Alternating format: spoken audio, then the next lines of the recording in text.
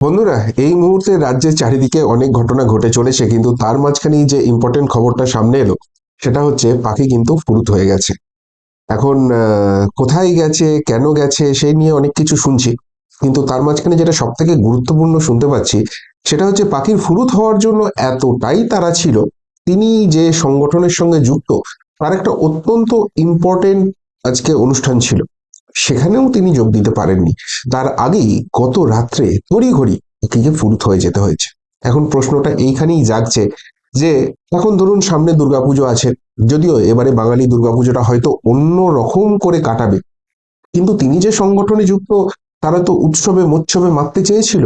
এবং আমরা জানি দুর্গাপুজোর সময় সকলেই যেখানেই থাকুক না কেন নিজের বাড়িতে, নিজের জায়গায়, নিজ ভূমে এসে নিজ পরিবারের সঙ্গে কাটাতে চায়।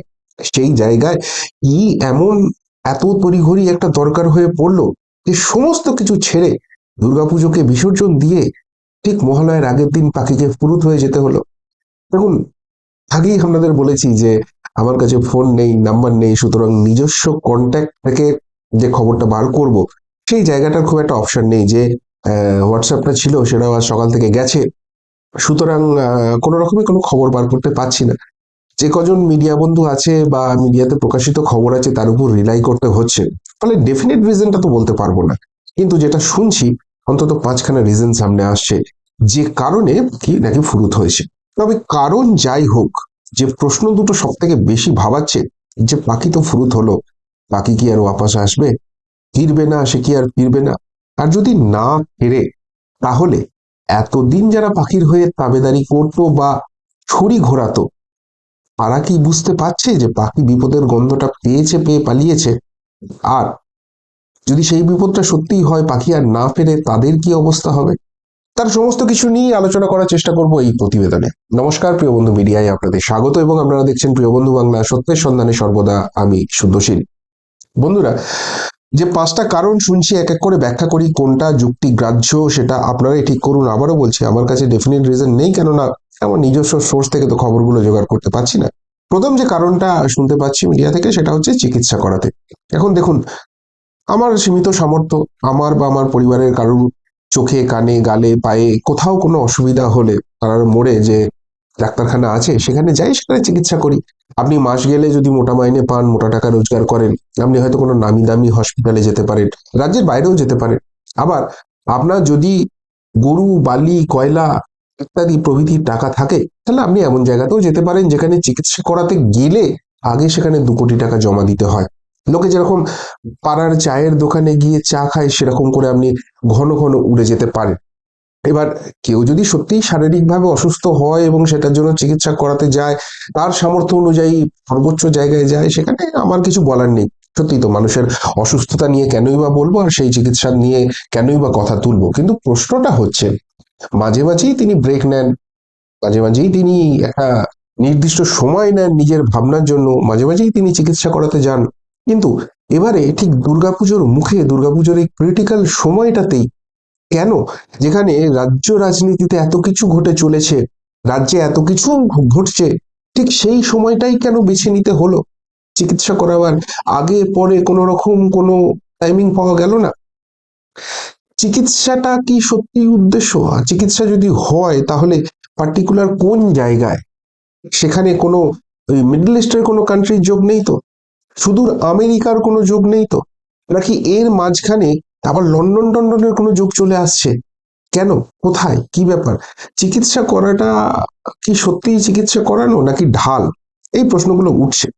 তার পাশাপাশি সেকেন্ড যে রিজনটা উঠে আসছে, সেটা সব থেকে বেশি করে শুনছি এবং একটা মিডিয়া রিপোর্টও কিছুটা পড়লাম সেটাই, যে বিপদ ধেয়ে আসছে। কেননা যে রক্ষা কবচটা ছিল সর্বোচ্চ জায়গা থেকে, সেই রক্ষা কবচটা উঠে গেছে।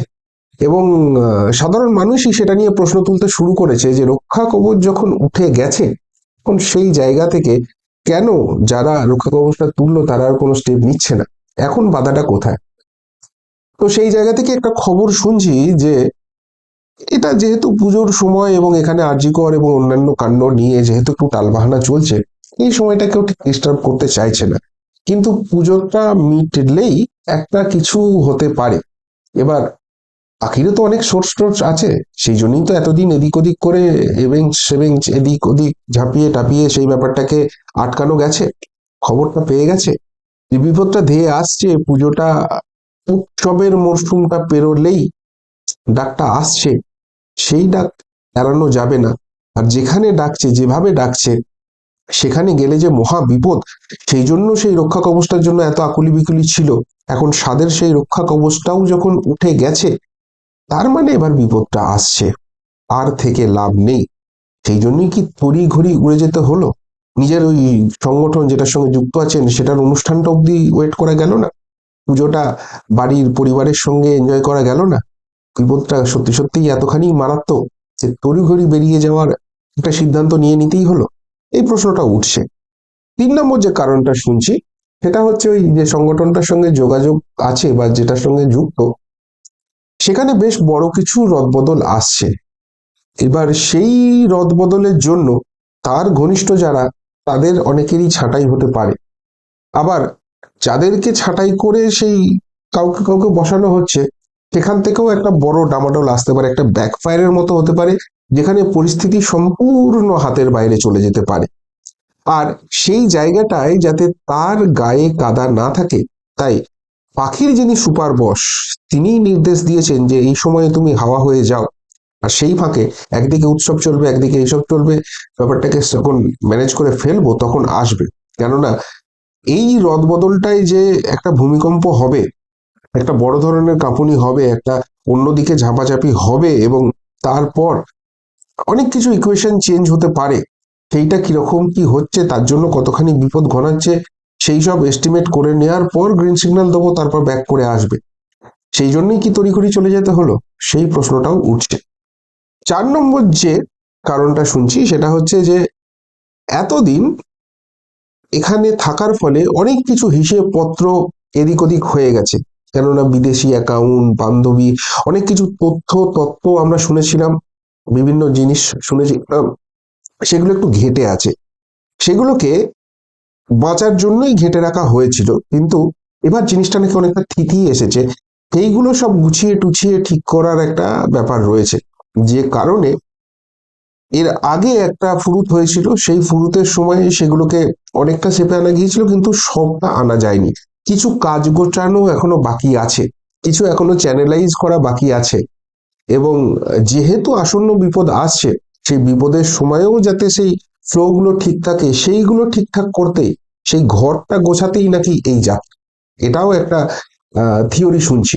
আবারও বলছি, কোন থিওরিটা সঠিক আমি নিজেও জানি না, কেননা আমি নিজে কনফার্ম করতে পারছি না। আর 5 নম্বর যে থিওরিটার কথা শুনছি সেটা মারাত্মক। সেটা হচ্ছে যে যাই হয়ে যাক, একের পর এক জিনিস তো এক্সপোজ হয়ে যাচ্ছে। এবার সেই এক্সপোজ হয়ে যাওয়ার ফলে সেই পথগুলো বন্ধ হয়ে যাচ্ছে ইনকামের। কিন্তু ইনকাম থেমে থাকলে তো চলবে না, খিদে যে বড্ড বেশি। তাই নতুন কিছুর পরিকল্পনা, যে নতুন কিভাবে পথগুলো খোলা যায়, নতুন কিভাবে রিসোর্স গুলোকে করা যায়, সেইগুলো সব নাকি ভাবনা চিন্তা পরিকল্পনার দরকার আছে, কিছু গুরুত্বপূর্ণ বৈঠকের দরকার আছে। আর এখন মোটামুটি বাংলা বাঙালি, এখানকার সংবাদ মাধ্যম, রাজনৈতিক মহল সকলেই দুটো জিনিস নিয়ে ব্যস্ত থাকবে। এক তো পুজো, পুজোর মরশুম, মানুষ তার মতো করে থাকবে। আর দুই, আরজিকর একটা কাণ্ড চলে এসছে, যেখানে কি হচ্ছে আপডেট, মামলা চলছে সেখানে আপডেট, নতুনকে ধরা পড়ছে, এই দিকটা কিছুটা, বাকি দিকগুলো মানে চাপা পড়ে আছে। সুতরাং বাকি দিকে যদি কোনো অ্যাক্টিভিটি করা যায়, সেগুলো এখন আর খুব একটা বেশি হাইলাইট হবে না। তাই যাতে সোর্স অফ ইনকামটা বন্ধ না হয়, এই পথগুলো যেগুলো এতদিন গতানুগতিক চলছিল গত বছর দশেক ধরে, সেগুলো মোটামুটি স্টপ হয়ে এসছে। কিন্তু তাতে তো অর্থনৈতিক অবস্থাটা একটু একটু করে কমছে, মানে যেটা তো হচ্ছিল সেটা আর হচ্ছে না। ফলে সেই নতুন পরিকল্পনা করে সেই দিকটা যদি গোছানো যায়, তবে একটা আবার আবার শুরু হবে। বাকি তারপর সেইগুলো এলে অন্যান্য জিনিস ম্যানেজ করা যাবে। তো এই 5টা পয়েন্ট আমি মোটামুটি শুনছি। আবারও বলছি যে আমি কনফার্ম করতে পারছি না ঠিক কোনটা কারণ, তবে একটা জিনিস মোটামুটি কনফার্ম হয়ে গেছে, সেটা হচ্ছে পাখি কিন্তু ফুরুত হয়ে গেছে, এবং আপদকালীন ভিত্তিতে। এবং যেটা পাখি স্টাইল, যখন নাকি ফুরুত হবে, তখন কেউ সেটা সামনে আনতে পারবে না।